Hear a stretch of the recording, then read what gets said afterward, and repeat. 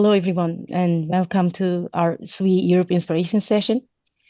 My name is Ozge Senan. I'll be your host and moderator today. To give short introduction about myself, I'm currently based in Madrid, Spain, but I'm originally from Turkey. I'm a mechanical engineer. I graduated from university in 2003, long time ago. And I've been in engineering roles for around 20 years. And I've been working for Cummins for 19 years in customer engineering roles, mainly for on-highway, off-highway, and defense. And last 3 years, I moved to power generation, gensets area. And for last 1.5 years, I've been focusing on new energy solutions. And my current role in Cummins is channel development manager for battery energy storage systems in Europe.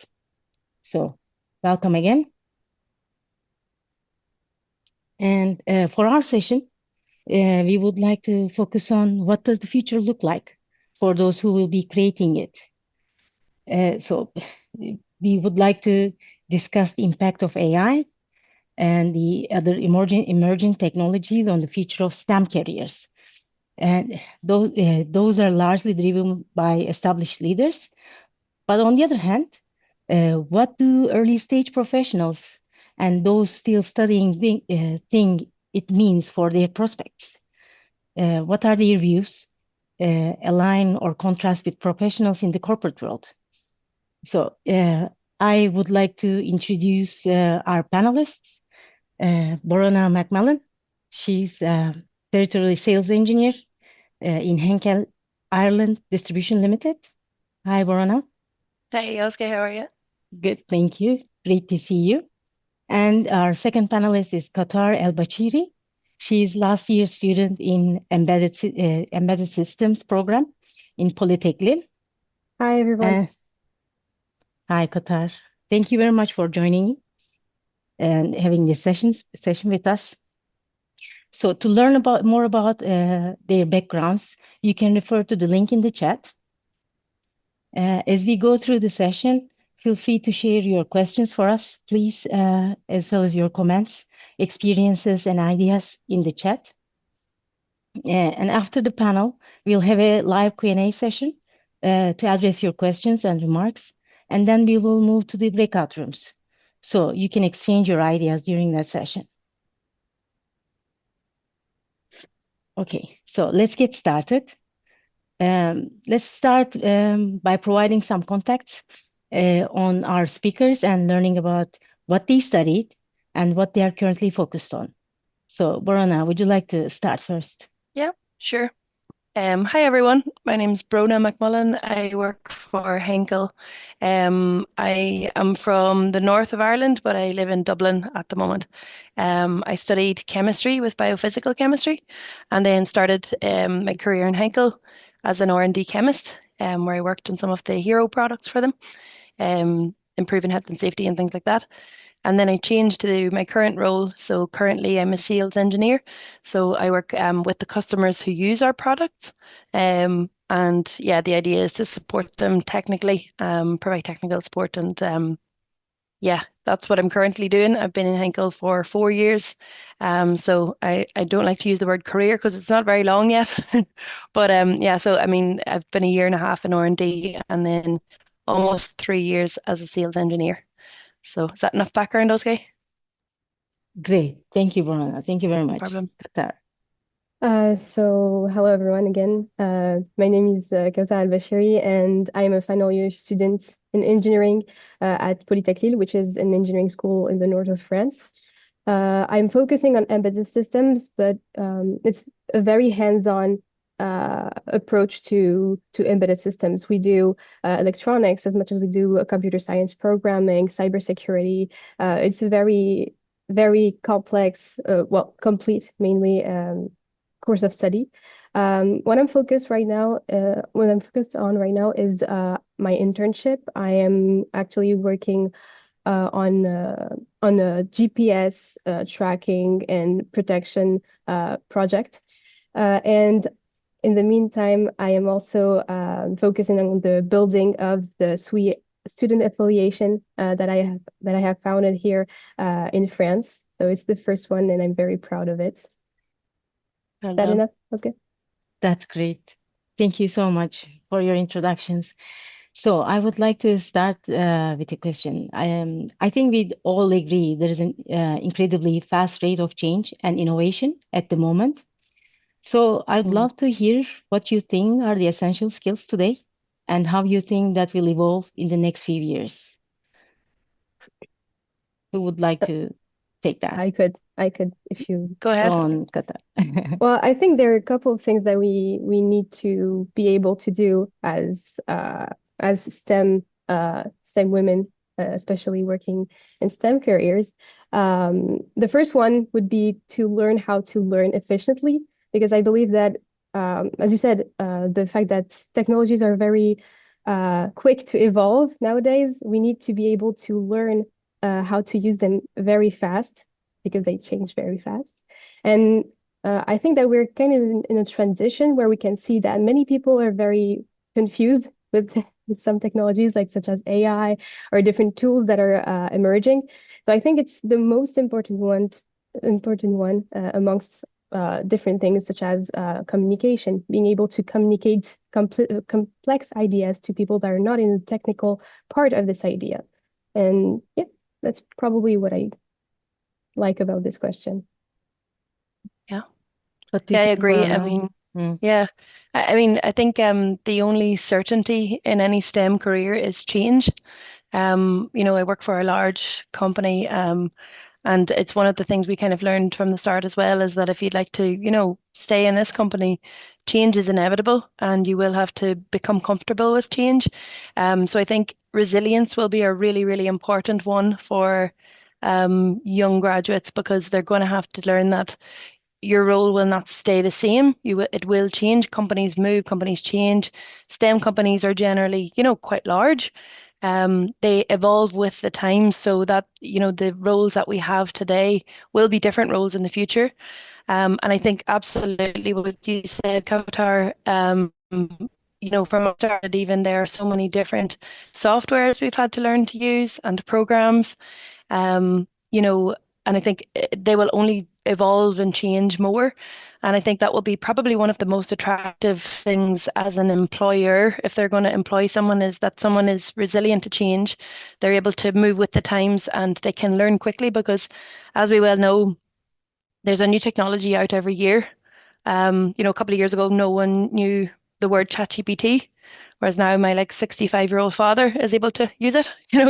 So I think it's an excellent skill to have. As much as it is important to learn all of your base technical skills, the technical skills are essential. So like you're doing a very comprehensive course, Kautar. I did chemistry and it was a very comprehensive course, but I think the things that will differentiate people in STEM careers will be, I always think the one of the most paramount ones is communication, particularly in a world that's becoming more technological. And as certainly my generation and the younger generation tend towards, text messages before a phone call. I think communication skills will differentiate one graduate from another. I think you can have all of your core skills, that's great, and you specialize, but I think communication and resilience to change or showing that you are open to change will be the most important skills, I think, to move forward in a career. great. Wonderful. Thank you. So, considering your own academic studies and the skills outlook, how well aligned are STEM studies with STEM career pathways? I'll let you start, Verona. You're already in your career. But being a Um, student is I also a mean, career. Yes. I was going to say, being a student, you have more, you've got your finger on the pulse of this one at the moment. You're actually in university. I think I can only speak for the universities that I'm aware of and the courses that I'm aware of. So my own course and my friends. And so I'm familiar with the UK and Ireland courses because I'm from Northern Ireland. So we have both. I think they're evolving more and more. The reason I chose my university at the time was because they were kind of one of the first universities in Ireland to take that kind of Oxford Cambridge role of starting broad with your studies and making them more and more specialized as the years go on. So, speaking just from experience, our course was quite comprehensive. So you have chemistry, biology, physics, maths, and then every year you specialize more and more. You did more biology and chemistry, and then the last year was more chemistry, and I did biophysical chemistry. Um, but I think, yeah, I think universities are certainly always ready to change as well. They introduce new courses, they take away old courses, they update courses. If you notice the list of degrees and masters change all the time. The names change because either this new technology. I think they are uh, like Kaoutar. I think have you done an internship or something? I know there are a lot of interns in Henkel. And Yes, I there think is that's fantastic. I think even, yeah, yeah, and it's brilliant. It's something we didn't have in our course at the time, but they're starting to introduce. I've heard from someone in the university since, and I think the AI is becoming more and more important. When I was at university, it was maybe like statistics. They wanted everyone to get a bit more au fait with statistics or using Excel for in the lab, that kind of thing, or then it became computational chemistry. That was a new thing. And I think now I can't imagine any university isn't discussing AI in any course, no matter what you study. I think that's the new buzzword. But I think, yeah, I think that the universities in STEM realize that STEM careers are never static, and they're moving to create graduates, I think, that are, more capable for the current workforce. But Kaoutar, you're currently in a course, so you could probably answer this one better than me. Well, I can speak also for French universities, especially French engineering schools. Um, the STEM careers, it's giving us like the fundamentals. We need those to be good on the technical part. But I don't feel like it's always aligned with what I've done professionally, as in my internships. I did a couple of internships, and uh, most of them didn't really have anything to do with my course of study. Like I would study electronics, for instance, in class, and I did a lot of data when I was in my internships. And also, just to circle back on what you said, Borna, earlier, uh, I think that it's a big part, the technical part, but it's also very important to be able to have the soft skills of an engineer. And that's what I've learned throughout my internships, more than within my studies. I got to uh, communicate more with the staff, being able to manage a project or people. I did so much during my internships, and I think that it's nice that universities in France give us the opportunity to do these internships. And also, when you were talking about the evolving of modules that are put inside the studies, at my school we do project management modules, and we are learning different methods, different types of management, and I think it was also very enriching at some point. And they're not only during 1 year or one semester, they're put throughout the whole 3 years of engineering school, which That's is brilliant. which is very important. Another thing is the fact that when we're working, we're in a real setting, whereas in school it's very defined. Most of the courses are very defined, very well Hmm. school, and Specific. yeah, and that's again, there is schools are evolving because they're giving us more and more projects that don't really have an answer to, and we do research project, and that's what I did this year.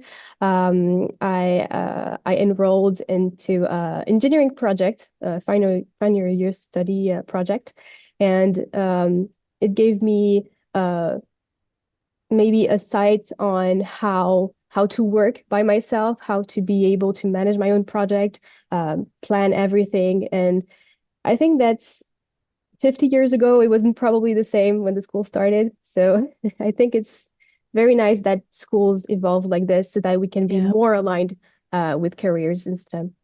I think what you said, if you don't mind me commenting, Ozge, is really important. So this is why internships, I think, are so important and why it's brilliant for young people to get work experience. Whether that's before you go to university or it's during the summertime, when you're off from university or maybe you have a part-time job.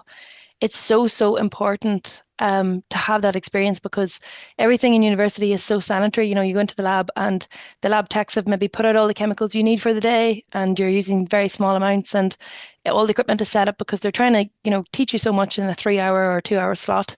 But real life is so, so different. And I think it can be quite disillusioning for students when they go on an internship coming from university where everything is perfect case scenario, let's say in the lab or whatever.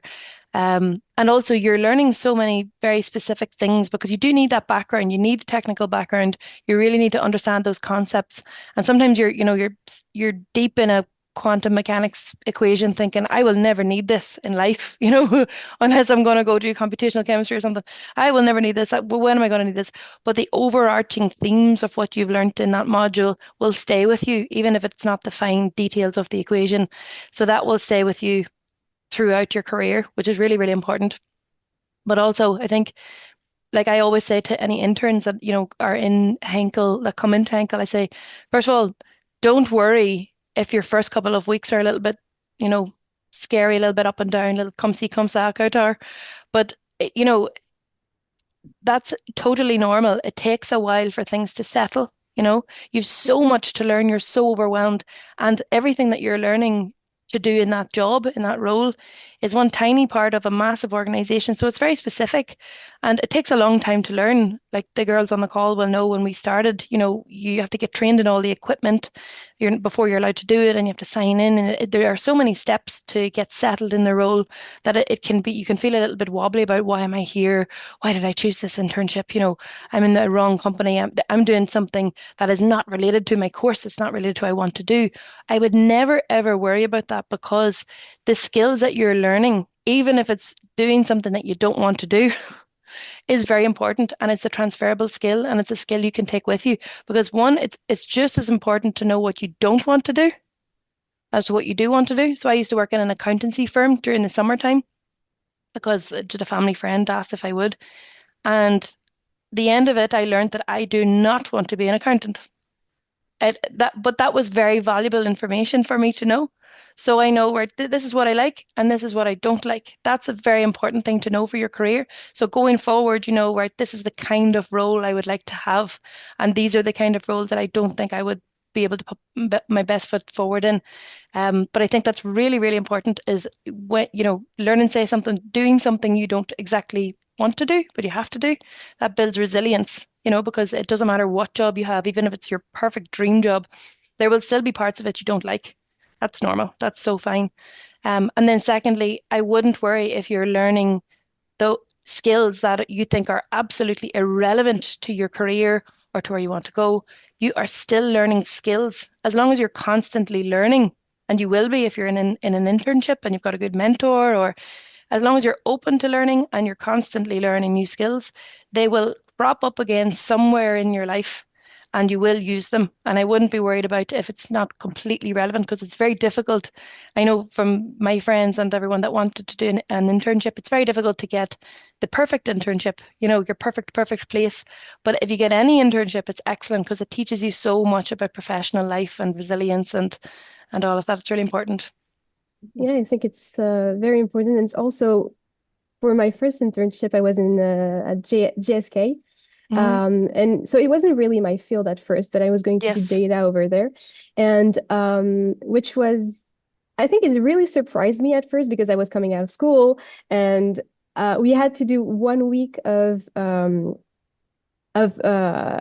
training. We had to train on different types of, we were all interns from all different departments and we were learning the exact same thing. And I really didn't get it at the beginning, but it was, as much as it was fun, it was also getting me to understand how difficult the other department's part would be for me, or how Yeah. easy, or how nice, or maybe how much I don't want to do them. There's, like you said, it helps you It's figure out all a lot of learning. things. It's all Exactly. learning. As long as you're open to learning and, you're doing stuff that's outside of your comfort zone, you will be Hmm. learning. Don't worry if it's Yeah. not exactly relevant. Great, great discussion. So I'll go with another question then. So I'll go a little bit specific about career pathways. So what do you think about today's job prospects, especially for entry level roles? What influence do you think technology innovation, especially AI, is having? Kaoutar, do you want to So, begin this one? Oh, you can go. You can go if you. I don't mind. Um, I think it's interesting. So it has been a couple of years since I, was looking at graduate roles. Um, I think one thing that I did notice, and I do, as you do in LinkedIn, you can see jobs and things, and I like to keep an eye, and I have some, relatives who are younger, so I like to keep an eye on graduate roles and send them messages saying, look, here's a role in somewhere. Um, but I think one of the things that is becoming more and more to the fore is that the qualifications are becoming less specific. And I think that is a testament to the transferable skills that Ozge was saying, in the universities and in the different courses, it used to be you need a degree in chemistry for this one, but it has to be organic chemistry, and for this you must have biomedical, mechanical engineering, and there was no overlap. Whereas now a lot of the roles, and particularly the less technical roles, where you don't have to be have a PhD, let's say in chemistry or biology or whatever it is, um, they are asking for like a general technical degree.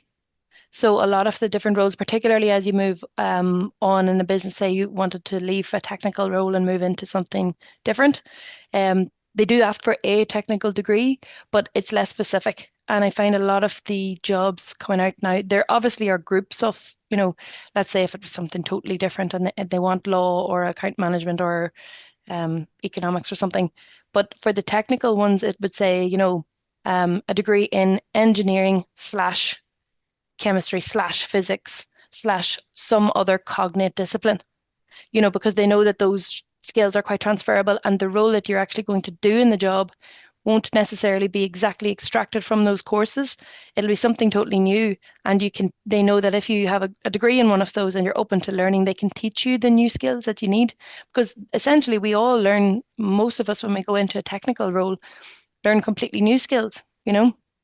Like for instance, I studied chemistry, so you're in the lab, you're doing very, very fine amounts, you're doing microfluidic stuff, you're involving microliters, micrograms, tiny, tiny amounts, milligrams. And then when I went to the lab in Henkel, you're manufacturing on a larger scale. So we went to like 500 mil pots of stuff, which we call bucket chemistry, larger. And then you get to two liters worth of stuff you're formulating. So we had no preparation for that from university. I couldn't have known that. But the transferable skills of learning how to, formulate smaller quantities transferred, and then Henkel knew that like if you have that background, we can teach you how to make the larger batches, and this is how it goes. Um, but yeah, and then in terms of AI, it's an interesting conversation. We had a really interesting conversation before about this, the three of us. I think it's the biggest topic at the minute. Obviously, I think there was a bit of a bubble with AI, and we're seeing that now with the stocks and shares and a lot of these companies that invested in AI. They think it was a bit inflated. Now it's drawn back a little bit, but I think it's important to be aware of and to be at the very least skilled in the basics of AI. I think that's going to be super important going forward if you want, in a career, which is great for, people your age, Qatar, because everyone is au fait with AI.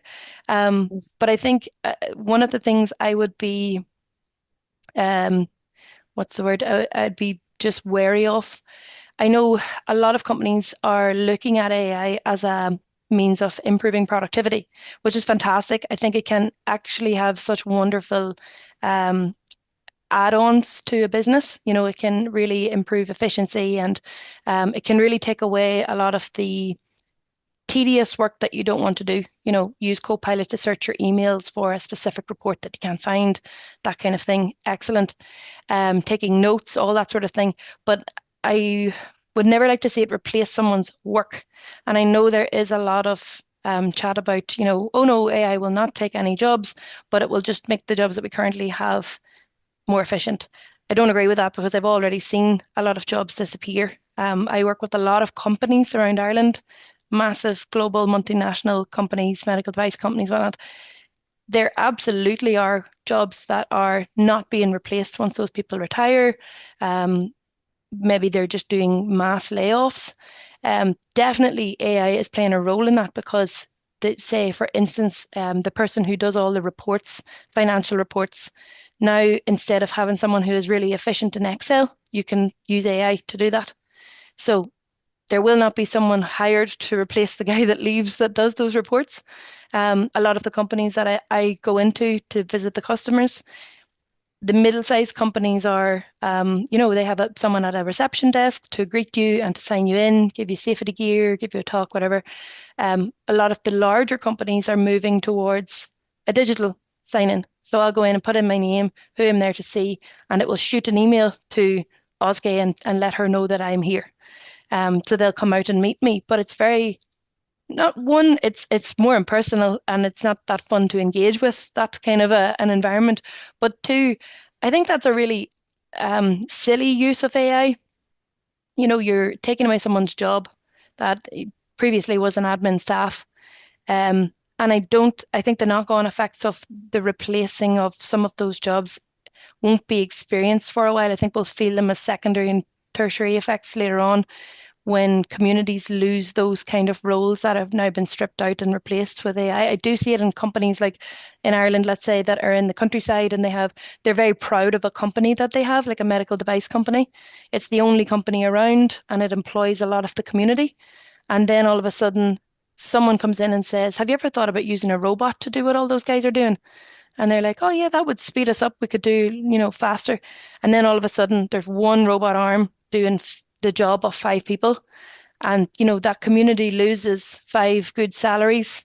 Then the knock-on effects of that on those people's families and that I think it's one of those things where there'll always be someone in top management trying to strip out, costs and overheads and things like that. But I think we have to be very, very careful of the implications of removing someone's job and the personal part of it. I think that's going to be really important to focus on. Well, I think that I'm going to start with the AI part of the question. I agree with you on how AI might remove and not replace, well, remove work for some people. But I think it's mostly due because we are in transition phase of adapting to AI. Like AI is here and it's not going to move anywhere anytime soon. So I think we're in this part where it's critical part where people are going to lose jobs, but there are other jobs for other people that have other qualifications that are going to be created, such as, maintaining this AI systems or maintaining robots. It's one of the core careers that can be accessed with my type of studies. And it requires not only one or two people for one robot, it's a whole team. So I think it's because we're in that kind of transition that it's not really about AI improving work for everybody. It's more about AI being integrated into the professional life of everyone.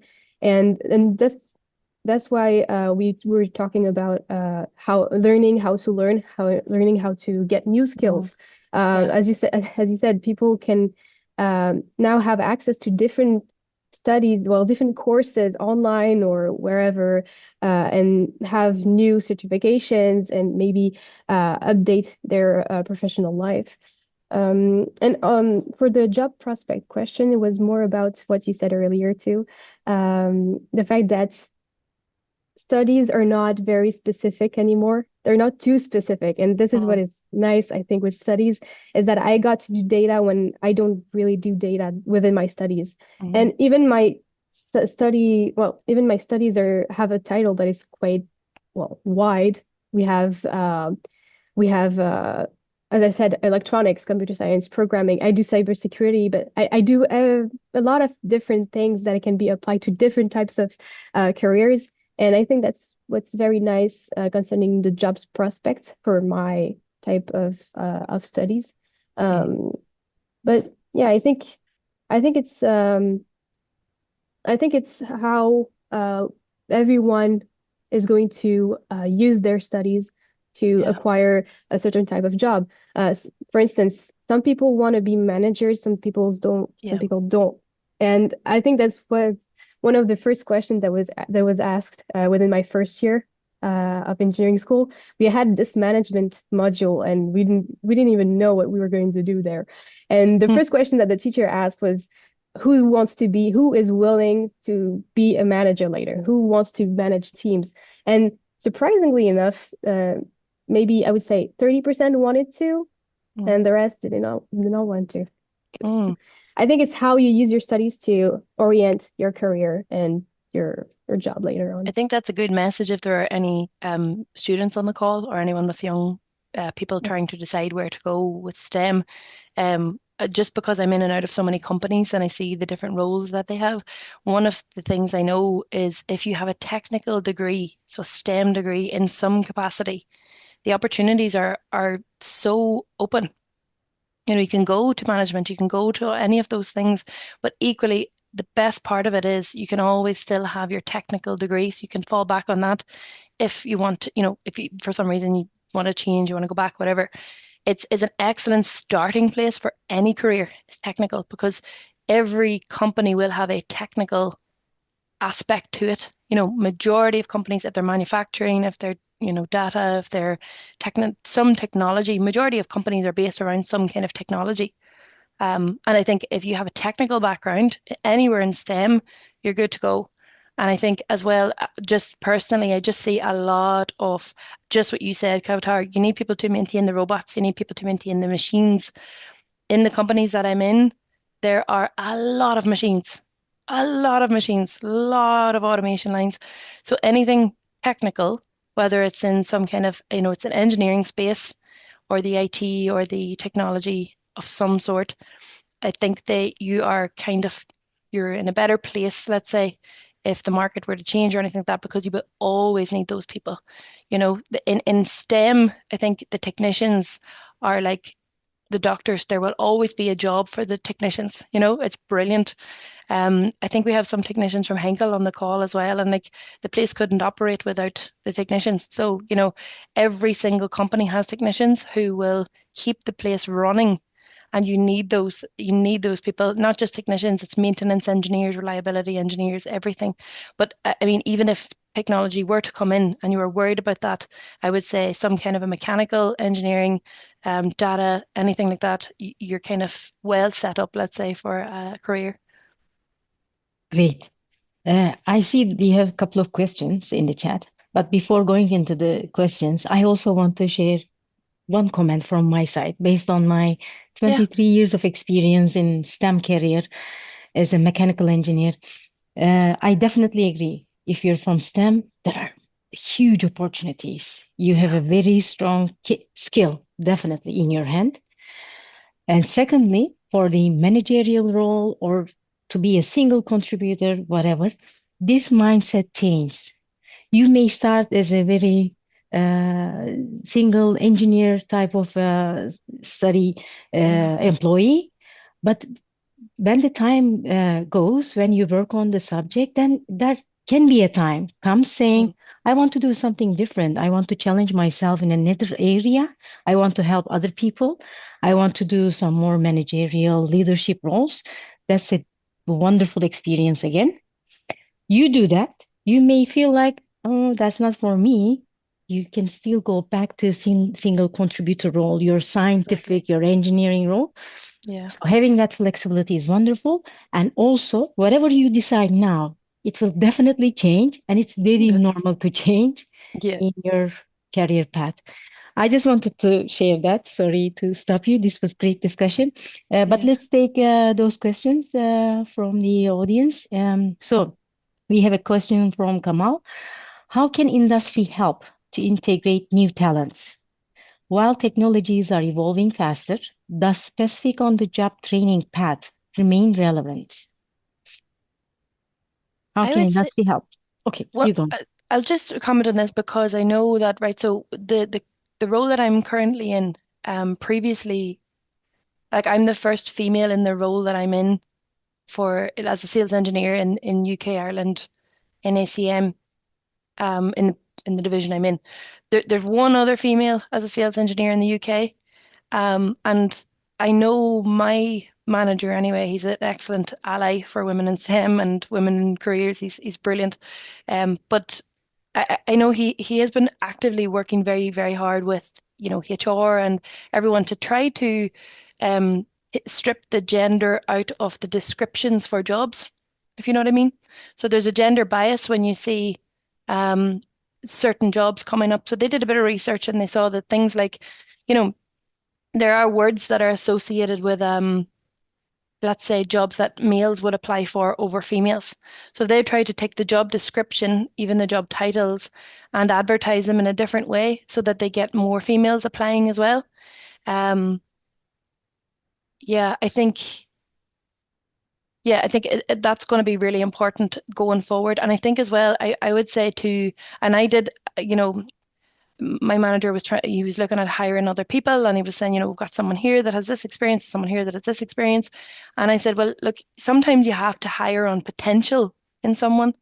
They don't always have the experience, but from all of the research that you've done in your interview with them, do they look like someone, is Kaoutar presenting, let's say, as someone who could learn and would be an excellent employee? Because sometimes you have to take a chance on people, particularly if you want to balance out you want to be more diverse in your hiring.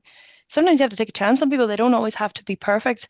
So yeah, he was opening up his mind a little bit about more about, how to be attractive as an employer to everyone, to make it a little bit more diverse and open to everyone. Um, that's one comment I'll make on it anyway.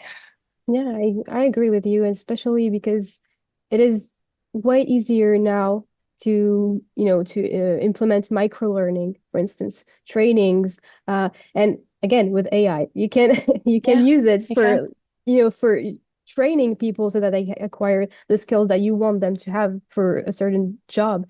And Yeah, I think it's very efficient because lots of people, as I said, get certifications online, and a lot of them are built with AI. And uh, I think it would be useful, for the whole diversity uh, problematic that is in STEM careers and in STEM companies. mm, And it would make things even easier for people who want to apply to the company. mm.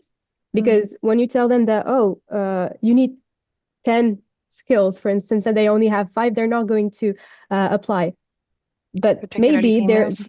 even maybe they're like even better than the one that you actually got into this job, because Yeah, they will be able to learn and do it mm, even better. So not having a certain number of skills is not really yeah, important within the measure that the company provides learning and trainings. And also, as long as the trainings are not too long, because if they take too much time, it's not good for the company, yeah. money-wise. I think as well, exactly what you're saying, Kautar. I think company, as to I think if I was, someone who was hiring someone, I would think about instead of, let's say, for example, all of the people who previously filled the sales engineering role in my case have been from a mechanical engineering background.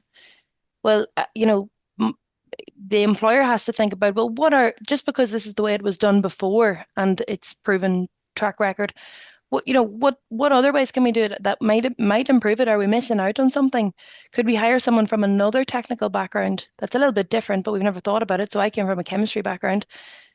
I think it's really important if you're integrating new talent, trying to find, look, sit down and think about what are the actual skills used in this role, because they mightn't actually be, let's say, mechanical engineering or physics or whatever.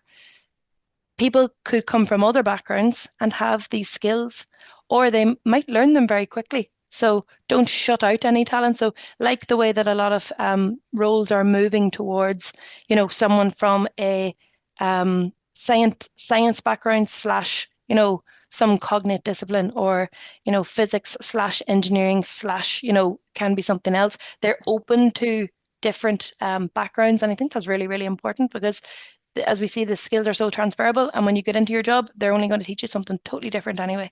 So it's less about the actual degree you've done and more than about your willingness to learn the new skills. And if you have the ability to learn the new skills, which usually your degree, if it's technical, provides.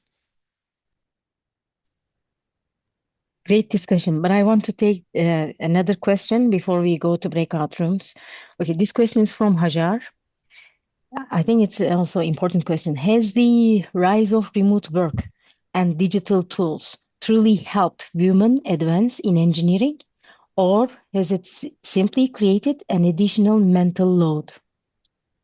That's an interesting question. I think because um, you know, I think since COVID, and I started during COVID, so there was the integration of online video calls.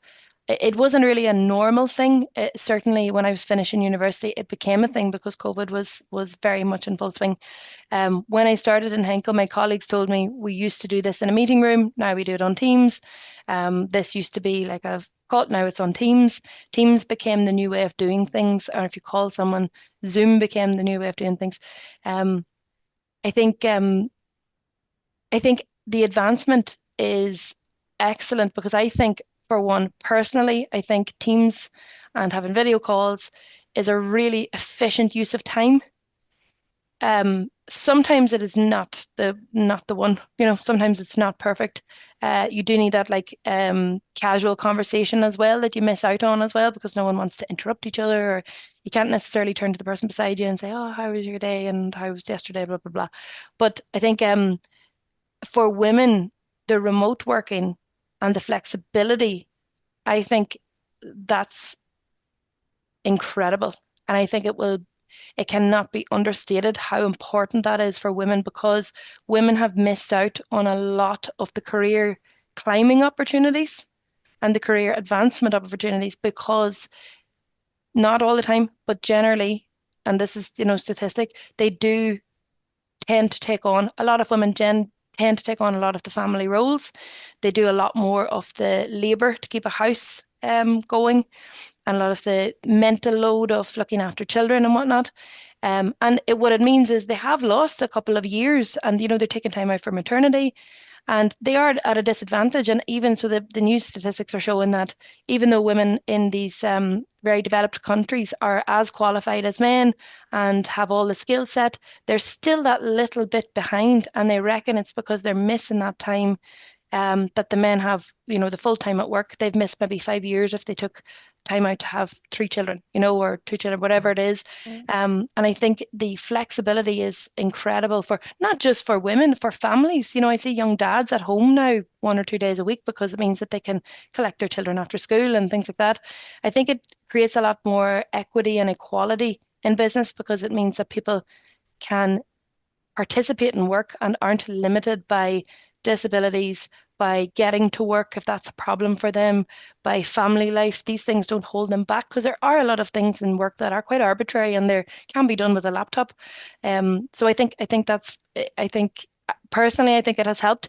The mental load part is interesting because I went from a role where you have the laptop, you shut it down, you go home. You come back into the lab the next day, open the laptop, to a role where, I've got a work phone and I have to be very careful that I turn that off at certain times. If I'm going on holidays, I like to have the separate work phone so I can throw it in a drawer. It's really important Yeah, because that can seep into your home life. Because yeah, even though you log off at 5 o'clock, go and make a cup of tea. You can still get an yeah. email at 5:15, and then you're thrown back into work. You're going, oh, flip, you're thinking about something. Or if I accidentally bring my work phone to the cinema, and then all of a sudden it's buzzing in my pocket, and I go, oh, flip, I'm back in work.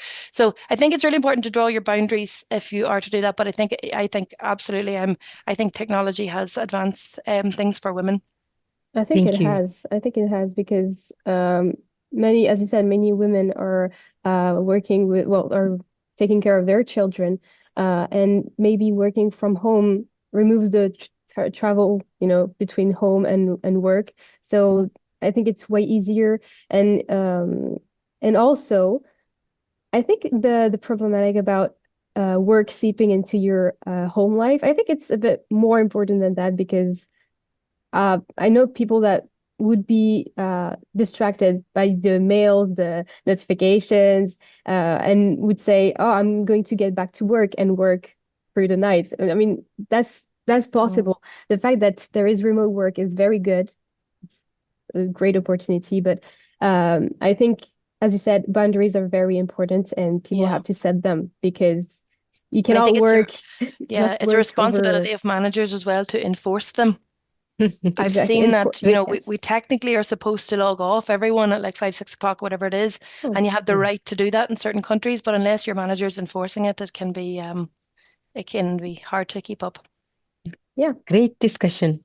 I wouldn't like to stop you, but we will have breakout session soon. So thank you very much again, Borona and Qatar, for your No comments. problem. Thank Thank you. And you. thanks to everyone for your questions. So before we head into breakouts, we've put a link in the chat for the session survey. Please do complete this so we gather your feedback and ideas. Now, having heard lots from us, it's time for you to share your own experiences as we move to the breakout rooms, where we'd like you to quickly introduce yourself with just your name and where you work, then discuss one or both of these questions. Okay, what do you think are the most important skills in STEM today?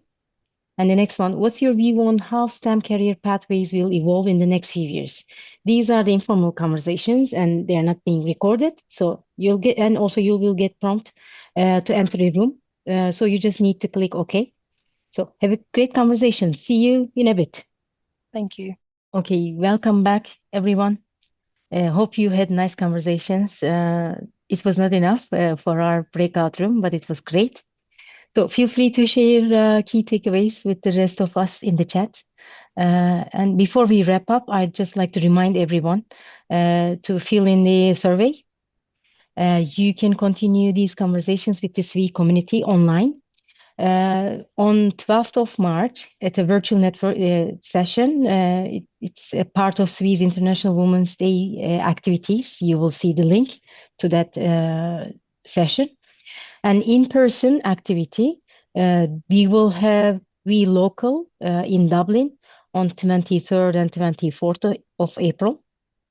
To learn about Society of Women Engineers in Europe on our dedicated website, follow us on LinkedIn, please. You can see all the links in the chat.